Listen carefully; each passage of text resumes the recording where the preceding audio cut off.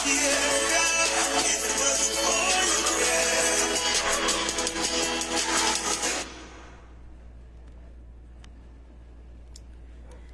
good evening, everyone.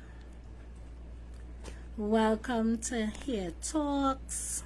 This is our second episode. So we are live on Facebook, we are live on Instagram, and the videos will be uploaded to our YouTube page, Here Talks, as well. Thank you all so much for joining me today as we continue our discussion from last week. So last week we were talking about, I was just sharing a bit of what my 2023 looked like last year, the challenges that I would have faced. I spoke about my marriage, separation and divorce that happened last year as well. And we were getting into some stuff. So tonight I wanted to continue with some of the aspects of red flags and some of the things that I would have experienced during that time. Now, I'm by no means an expert. I could only share my experience, and feel free in the comments to share some of any experiences that you might have had in past relationships, because we just here really to share and to be open with each other. So tonight, while we are chatting, because this is Here Talks, I'll be using the twist smoothie from our Cocoa line for this hairstyle tonight, and I'll be using the styling gel from the original line to do this hairstyle while we chat. Yeah, so tonight we're talking red flags, we're talking about the different types of abuse that we face in relationships, and of course I'm going to be sharing my personal stuff because I could only speak from my point of view. Yes, so welcome once again.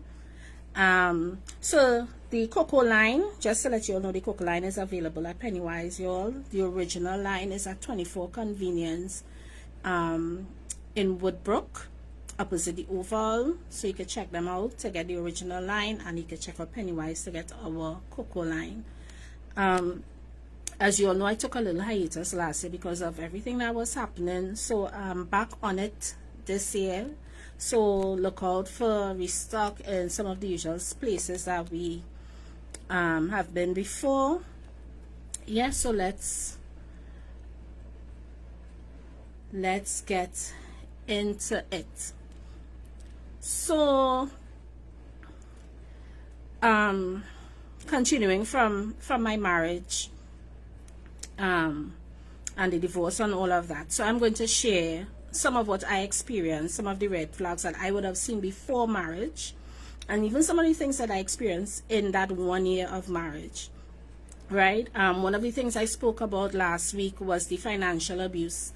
And yes, there's such a thing as financial abuse. Spiritual abuse, a lot of people may not even understand what that is, but I endured some of that. And emotional abuse. Now, there are different types of abuse. You have physical, sexual, we have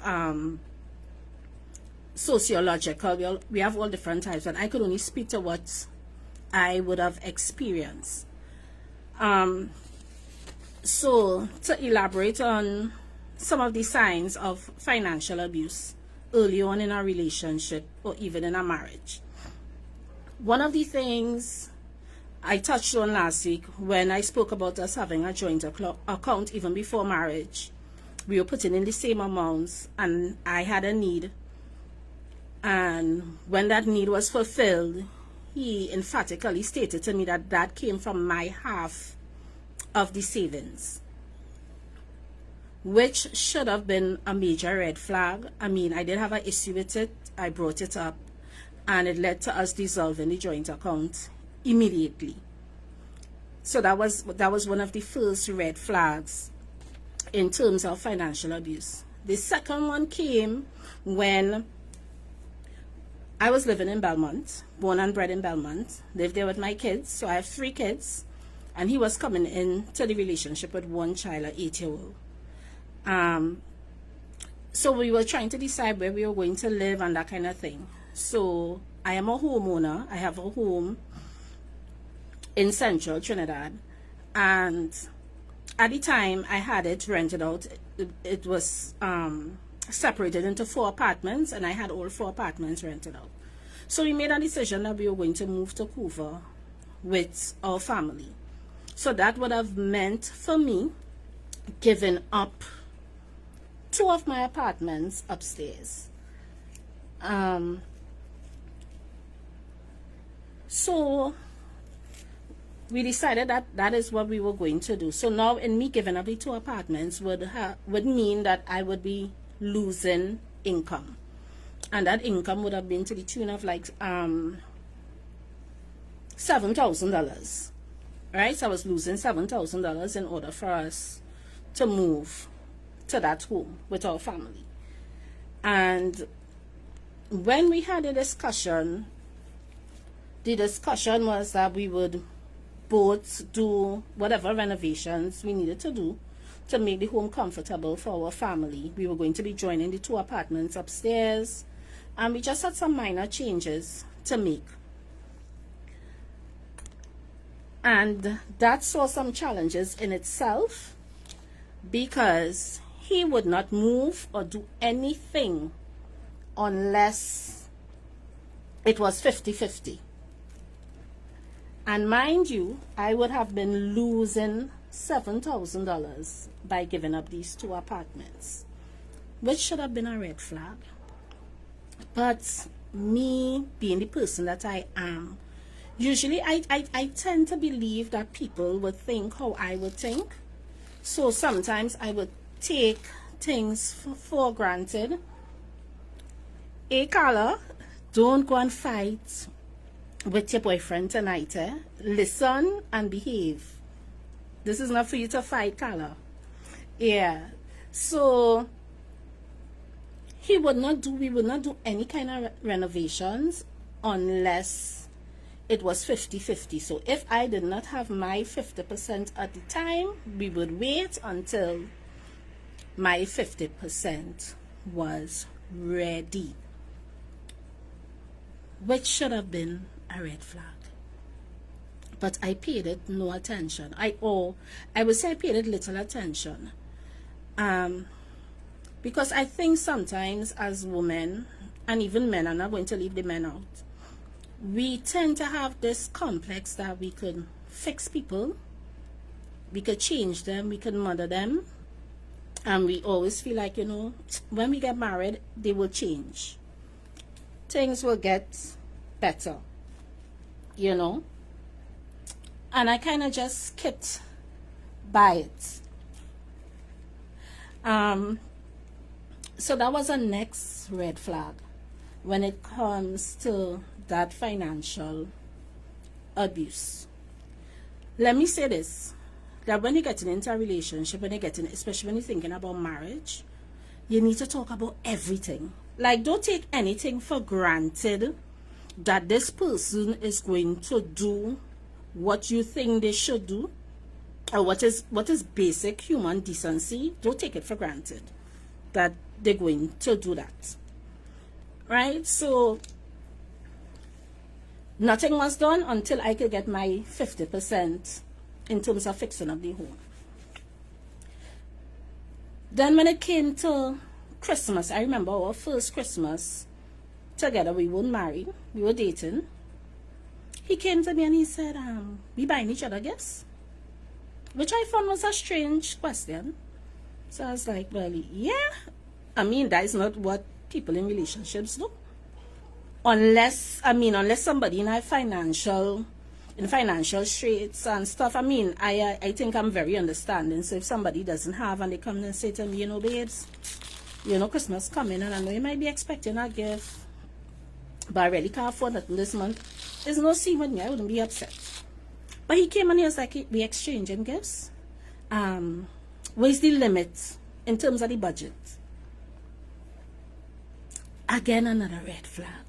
Because in my mind, I was like, there's a gift exchanging work. We have a limit. I don't understand. Again, I brushed it aside. And I left it alone. But let me tell you something. You see, anything that manifests itself in the dating process, trust me, it will only get worse when you get married. It will only get worse. It's not going to get better. Trust and believe that it's not going to get better. So yeah, that was the first Christmas. If we were doing a gift exchange, and what was the limit? With all seriousness, that is what really took place. And that went on for Christmas, it went for birthdays as well. Right? So much so, the Christmas, the year that we were married, which would have been 2022, our first Christmas together, because I wasn't able financially to get him a gift, he did not buy me a gift. And he told me that to my face, that I am not getting a gift because financially I wasn't able to get him a gift. Mind you, I had sacrificed $7,000 of my income for us to live in Central. And no matter how I tried to explain that to the individual, it seemed like it wasn't going anyway. Right? So fast forward to us now being married and living in the same home. His contribution to the home was food. My contribution continued as usual. I paid my mortgage, paid lights, paid water, and had to see about my children in the same manner as I did before I was married. So essentially I was married but yet single. I took it for granted that this individual, seeing that I had sacrificed and given up so much of myself, that, you know, the person would, like, if I needed anything extra, if I needed help with anything extra, my thought pattern was that they would help, they would chip in. But that was never the case.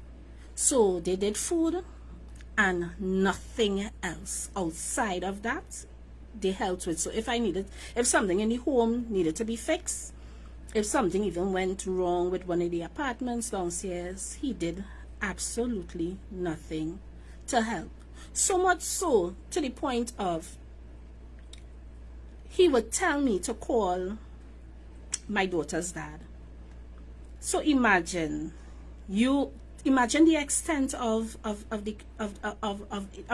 this individual and the mindset. In order for them not to spend a cent, they were willing for my ex to come into the home and fix stuff. And when I brought it to their attention, they saw nothing wrong with it. You understand? And mind you, know, my ex is basically like, but this man is crazy. How could he allow me to come here to fix stuff? Like, it makes no sense. Until I put a stop to it. I told him, I say, here's why I'm not going to be calling my daughter's dad to come and fix anything. You are the man of the house. You figure it out. If you don't want to help me, you call him. You understand? So that was a next extent of the financial abuse. Anything I had to do for myself, if I was sick, I had to find money to go to the doctor for myself. I could not get help. I remember once we were visiting his dad, and his dad brought up his dad asked him, so you don't give your wife an allowance? Now, I am not fast and hard, and I'm saying this for everyone who's listening, I'm not fast and hard on a man having to give his wife an allowance. To me, that's a discussion for each couple individually based on their financial setup and that kind of thing. However, what I do expect is that if either the wife or the husband runs into any kind of difficulty or needs any kind of financial help, that it would be offered. Like, you shouldn't have to beg or ask in that kind of way. You understand? For somebody who you love, who you're sleeping next to at night. Let us be real. If they see you struggling, that you have to beg for financial help. So his dad told him about it. So in front of his dad, he put on the big boy pants and like, yeah, I will do it. And he was like, well, I could only afford to give you $400 a week. I didn't ask her. I said, okay, no problem. Whatever you could give, I appreciate. I kid you not. That the following week when he had to give me the 400, the attitude was so terrible.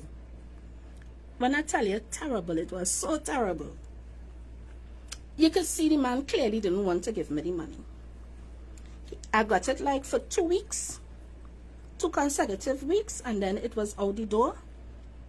And I never asked about it again. And that was that. So those are a little examples of the financial abuse. And I believe you me, they have a lot more. A lot more. Because that was like the major thing in our marriage. Finances. Him giving up any kind of money was a crazy thought. I mean, and the one that broke the camel's back was when all the chaos and everything was happening. I got a letter from HCC because I was in arrears. Obviously, I would have been in arrears because when I had the 4 apartments, I was paying on time. I was doing my thing. I was handling my business. Everything was going good. My hair products, it was doing good. I was able to take care of my children the way I wanted. We were living good. But because of, the changes and stuff, it became challenging. My kids going to school. I have to find money to pay school fees, that kind of thing. So it became a little challenging, of which I told him at the time. He paid me no mind. However, he came into a sum of money because he was retrenched, and he got a sum of money. When he got that money, well, it was like basically I became like lower than the white line in the road. I was lower than the white line in the road when he got that money. So I remember a letter came from AGC saying I was in arrears. I told him about it. He didn't offer a response. I left it alone. So I remember going to my pastor. I was talking to my pastor's wife and I was telling her about it. And she was like, girl, we'll throw a little barbecue. We'll do something. We'll raise some funds. We'll help you clear it off. And I remember telling him, well, what pastor wife said. Now, in telling him that, now the thing with him was, in public, he wanted to be the best husband ever. In public and in church, best husband ever. But behind closed doors, oh my gosh, it was the worst. So when I told him that pastor wife said we will do a barbecue, he was ashamed, obviously, that they knew what was going on in our house. And he was like, I will give you the money to pay to HCC. And when I tell you, the morning that I was supposed to get that money from him, that man complained about every possible thing in the house for us to have an argument, so he would not give me the money. He complained that I wasn't hanging my towel on the towel rack and he spent money for that. He complained about everything, and that morning I made up my mind and said, Carla, the devil is a liar, because you're not going to lose your house. I sucked it up. We went to HCC. He paid. And we left. And that in itself was confusion 4 days. He was so displeased that he had to pay that money. So that is just some of the examples of financial abuse that I would have endured. I mean, I would love to get somebody on the program sometime, probably to talk somebody who would have gone through, you know, like physical abuse and that kind of thing, different aspects, so you all could get, you know, some of the telltale signs. But ladies, one of the things to be mindful of is, see any man who come with a 50-50 up front, and not with any legitimate reason, because I could understand if a brother finances doesn't match yours, if it's less than yours, and you know he really trying. I mean, you can meet somebody half the way, but if you're seeing that somebody's really being selfish and really does not care about your well-being, run. Don't wait to get married and say that it will get better. Trust me, it does not get better. It only gets worse. Now, the other aspect was spiritual abuse. Now, I didn't even know that was a thing, because me being a Christian and me wanting a Christian husband, you know, I always believed that, you know, because the guy in church, and he could Shandabala, Shadow Benny and Saiv, that is it. And they actually use the Bible to try to keep you in check when you call them out on nonsense.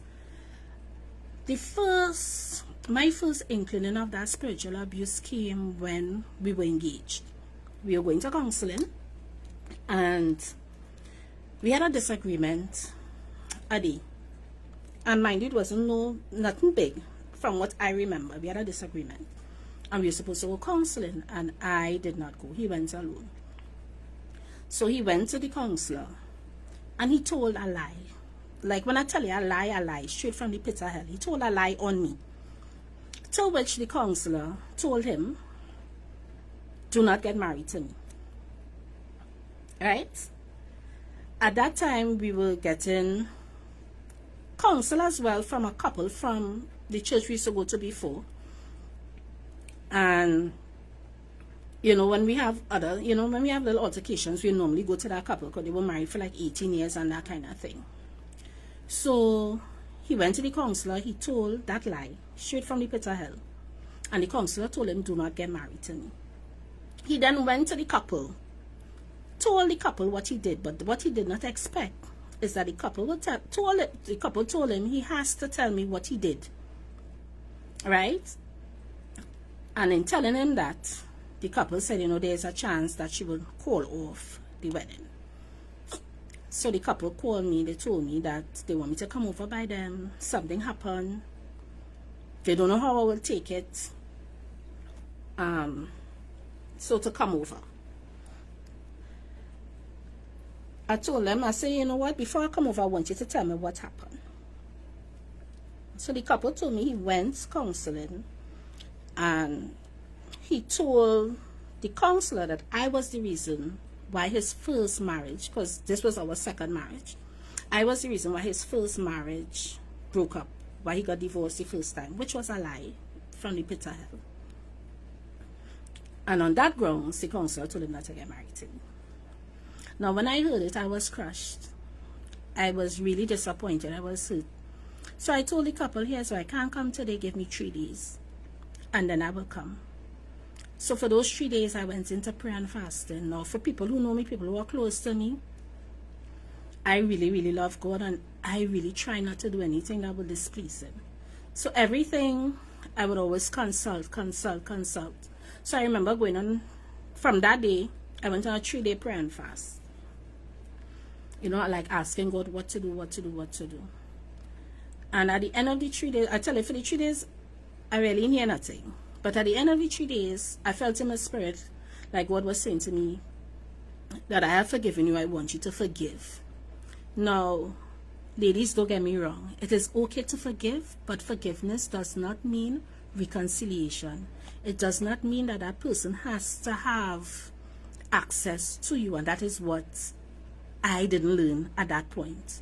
Yes, I felt that I should have forgiven him because I was so upset and so hurt and so disappointed. I really didn't want to have anything to do with him again. And I really didn't want the marriage again. But then when I heard forgiveness, I assumed that, okay, forgiving means that I go ahead with this marriage. And I was in error for that. So when I heard forgiveness, I was like, okay. So I went to the couple and we sat down and we talked. And what he said in that moment was like, yes, he did go to the counselor and he said what he said. But when he left, he got it straight from the throne room of God that I am his wife and he not taking what the counselor said. You hear what he's saying? So after you lie on me, you told a blatant lie, you hear straight from the throne room of God. So that was spiritual abuse 101. Because I am a Christian woman, you believe, if you tell me you hear straight from the throne room of God that God said that I am your wife, I would go along with what God told you. And I heard that straight from the throne room of God several times during our relationship. There were times when I was so tired and so frustrated that I would separate myself, and he would always come 2 days after, 3 days after, saying he heard straight from the throne room of God. And I started to question where this throne room was. Because in my mind, if you so close to God and you hearing from the throne room, I expect a different kind of behavior. You can't be hearing from the throne room. And then when we go to church, we go to deliverance service on a Wednesday. You going to church not speaking to me. Going deliverance service. Deliverance service is over. Going back home not speaking to me. And you hearing from the throne room of God where that throne room was. I don't know exactly where it was. You understand? And when that started to happen so often, I started to question my God. I was like, but Daddy, this can't be you. You know, this man can't be hearing from you and treating me this way. It can't be. It started to affect my spiritual life in a big way, because I would be in church and literally just crying. And I think plenty of people thought in church I was crying because of the Holy Spirit or something like that, not knowing I was crying because I was just so hurt and so confused as to how this man, who hearing from the throne room of God, who when we go to church praising, worshiping more than everybody else, could be treating me this way. And it was so bad that it actually affected my children. You understand? Especially like my son. My son stated like he hated Christians. He wanted nothing to do with Christians. And the thing is, me getting married, me continuing to go along with the marriage was on the basis of I wanted my children to see what a Christian marriage looks like. I wanted to be that example for them. You know, that kind of way. Oh gosh, Carla, yes, Gilles, struggling with this here. You understand? I wanted to be such an example for them. I wanted to show them that, you know, marriage is a beautiful thing. It's something ordained by God. And it's not something to be afraid of. And I literally caused more damage in this marriage because of the things that they saw, the things that they experienced, watching this man going to church, lifting up his hands louder than everybody else, worshiping, knowing what I was going through at home, because they saw it, they were old enough to understand. You understand? And it also affected my relationship with God for that year, because I kept questioning God, like, Lord, how could this be? Why is he free to lift his hand? Why is he free to call your name? Why is he free to worship? Why is he and he would be in the house praying, watching T.D. Jakes, watching Noel Jones, to the loudest, yes, Lord. Yes, Lord. And I was like so confused. and so hurt. But you know, I thank God that through it all, that you know, I continue to hold on. I survived it. You know, my relationship with God is back on track. I mean, the first half of last year, I was okay. The latter part of last year, I was just tired. You know, and really didn't know what to ask God or tell God again. And, you know, I just thank Him for bringing me through it. You know, but that spiritual attack was so real, because to think that, you know, somebody that you love, somebody that you're married to, somebody that you're sharing a bed with, could be so, how to put it, I don't even know how to describe it, that they could be so mean, that they could do things willfully to hurt you, to break you. Because I felt in that marriage like this person didn't want to see me succeed. Like this person wanted to see me dragging, and at a point where I would have to beg them for stuff, even with my business and my hair products. I remember when I got the call from Pennywise, you know, he didn't celebrate me, not even a little bit. When I was doing the orders as my children, I stood on my feet for days trying to fulfill that order, while that man sat and watched preaching. And I'm hearing him from my workroom, hallelujah, hallelujah, yes, Lord. I had 96 boxes to lift up to put into the vehicle. And he did not move a muscle to help. So that's another thing. When you're in a relationship and you're feeling like you're in competition with your spouse, that's not it. That is not it.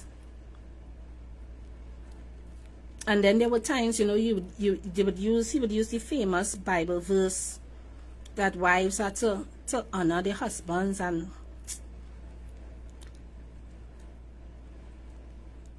wives are to submit to their husbands. You know, and that's why it's important to know God for yourself and to read the Bible for yourself, because some of these Christian brothers could really use the Bible to bring you into subjection to nonsense and to abuse. You know, so it really was a lot. And it's not just for women, but for men too. You will have to be so careful. We cannot change anybody, you know.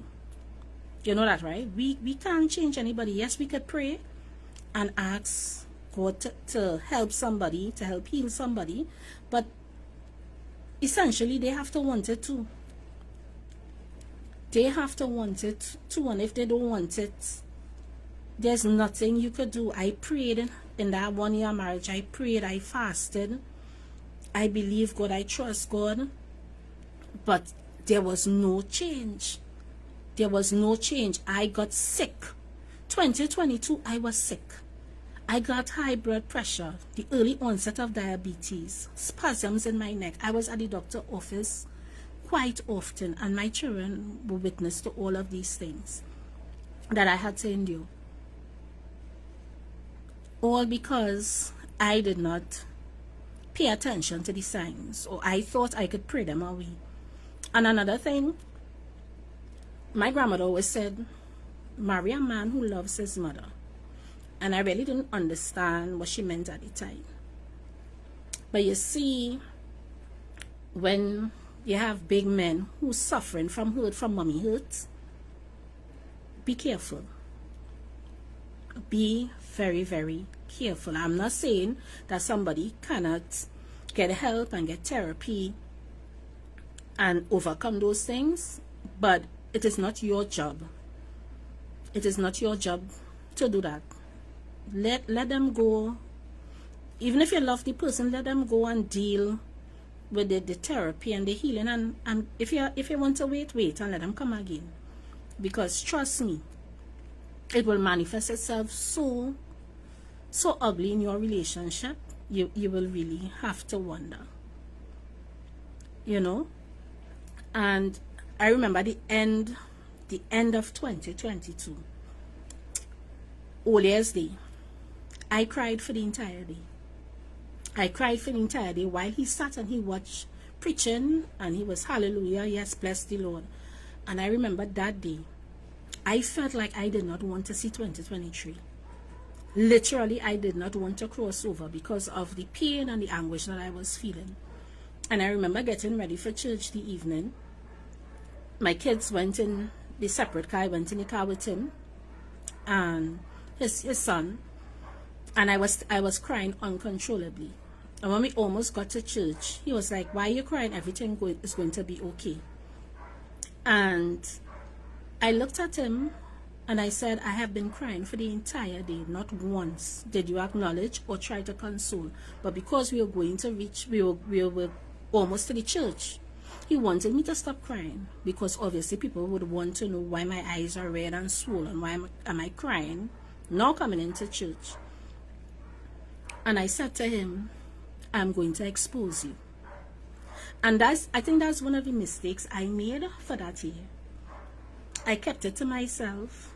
I didn't tell my family members. I didn't tell my brothers. I did not tell my sister. I did not tell my aunt, my uncles, cousins. I shared it with no one.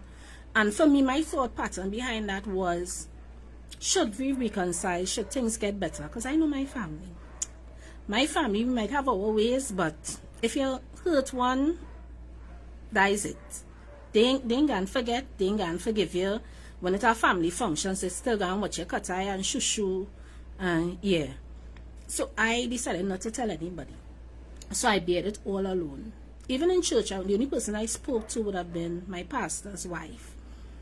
So nobody knew essentially what was happening. And I remember All Year's Day, because I felt like I had enough, and I literally told God, I said, "Lord, it's either you remove him or you take my life, because I am not going to do 2023. That's why I told the Lord. And I told him that very day, when he told me, "Why am I crying? It's going to be all right." I told him, I said, "I'm going to expose you. I'm going to tell everyone how you have been treating me. I'm going to expose you." And me telling him that caused him to run. It caused him to leave. Because as the year turned 2023, he packed his bags and he left. So that is another thing. You don't have to suffer in silence, because I think what the abuser think, once nobody knows, once they could go out and pretend to be the loving, happy spouse, they could be the doting spouse, they are fine with that. Once you do not speak, once you do not tell anybody what they are doing, they are fine with it. Once they know they're going to be exposed, they will run, because they don't want that exposure. And that is what caused him to leave. The fact that I told him he was going to be exposed. Only I don't know what I'm doing with this hairstyle now. I watched the thing and I'm trying a thing here, but it ain't coming out how it's supposed to. You go see? Yes. So all you don't need to suffer in silence. Get somebody to talk to. Let somebody know what's going on. You understand? Seek help. Don't suffer in silence. And don't hide. Don't hide for them. Because the mistake I make is when we were in public all those times and he was being the doting husband. When he telling people, "Oh, my wife real spoilers, buy her anything she wants." You see, at those moments, if I did open my mouth and play mad and say, "What are you talking about? You buy me something?" I sure the madness would have stopped a long time. But because I stayed silent and I just didn't say anything, he continued with his craziness for a long, long time. Yeah, so that's my 2 cents on some of the things to look for, some of the red flags. I am telling you, it does not get better. It doesn't get better. So if you see it while you're dating, don't think that it's going to get better when you get married. Yeah? So thank you guys so much for tuning in tonight. It was a pleasure spending this time with you. For those of you who may want to share, who may want to ask questions, feel free to message me. Anyone who might want to join the live at some point to share, if you want to share your testimony, let me know so I'll be able to join you to the live. Right, these videos are going to stay up so you could share it with a friend, go back, tell somebody about it. We're going to be here again next Wednesday. We're going to be live next Wednesday at 8 for Hair Talks. Earlier, my hairstyle, it really not styling how it was supposed to be styling. That's why I just have my hair open and all here. I don't comb my hair. I really don't. But I try a thing. I really try a thing. So I don't know. I'm supposed to go down the road tomorrow. I don't know if I can go down the road looking so. Let me see. I really try a thing. So thank you all so much for tuning in. I'm trying to pin this earring here to see.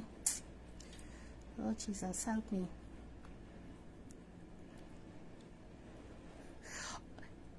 Madam David, you give me 3 out of 20 for my hairstyle after you see I struggle to do this hairstyle.